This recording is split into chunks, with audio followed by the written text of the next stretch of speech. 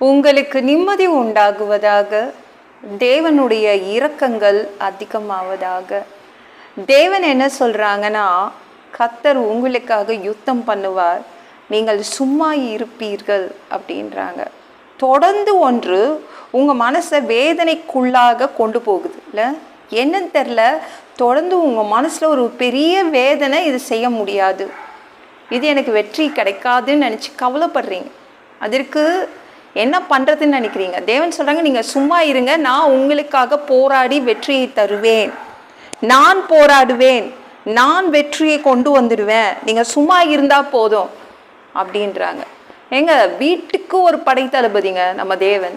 ஒவ்வொருத்தருக்கும் அவர் ஒரு படைத்தளபதியாக தான் செயல்படுறாரு.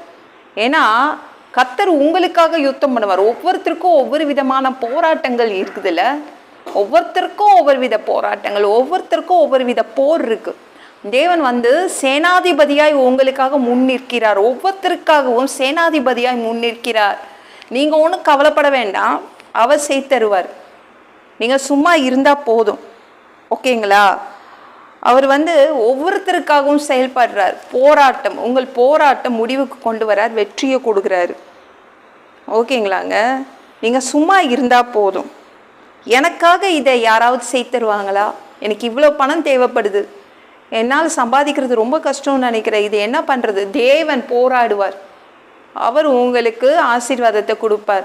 இவ்வளோ சுகம் தேவைப்படுது, இது எனக்கு எப்படி கிடைக்க போகுது? தேவன் உங்களுக்காக வெற்றியை கொடுப்பார், சுகத்தை கொடுப்பார். ஓகேங்களா? பேசி ஜெயிக்க முடியாது, தேவன் பேசி வெற்றியை கொண்டு வருவார். ஓகேங்களாங்க?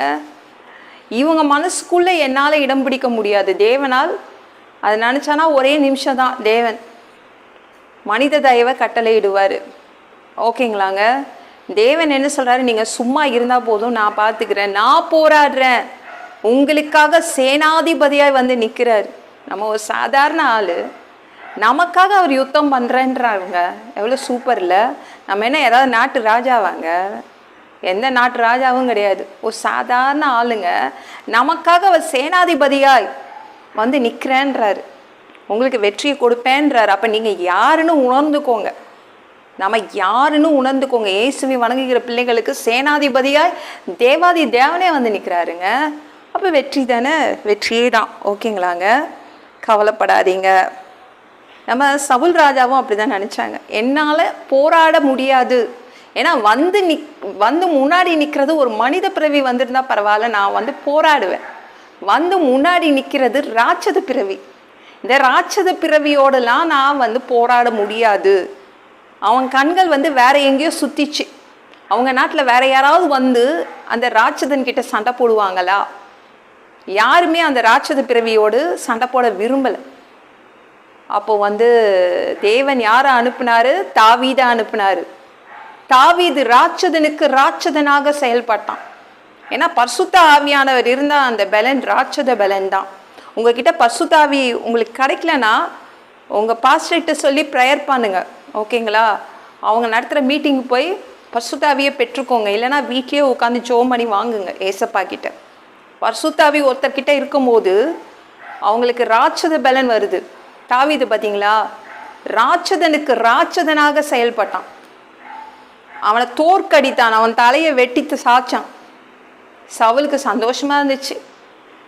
ஒரு பெரிய ராஜாவே தேவன் என்ன பண்ணார்? சும்மா உட்கார வச்சு அந்த போராட்டத்தை இன்னொரு மனிதன் கையில் கொடுத்துட்டாரு. அவன் போராடி இந்த ராஜாவுக்காக வெற்றியை வாங்கி தந்தான். தேவன் அதே தான் சொல்றாங்க, உங்களுக்காக சேனாதிபதியாய், உங்க குடும்பத்துக்கு சேனாதிபதியாய் நிற்கிறார், படைத்தளபதியாய் நிற்கிறார். அதனால நீங்க கவலைப்படாதீங்க, நம்ம கேப்டனா நிற்கிறாரு, அவர் செயல்படுவாருங்க, விட்டுருங்க, அவர் எப்படியோ செய்து முடிச்சு வெற்றியை கொடுத்துருவாரு. வெற்றி கிடைக்கும் போது சந்தோஷப்பட்டுக்கோங்க. இந்த வீடியோ பிடிச்சிருந்துச்சுன்னா மற்றவங்களுக்கு ஷேர் பண்ண மறக்காதீங்க. கர்த்தர் தாமே உங்களை ஆசீர்வதிப்பாராக.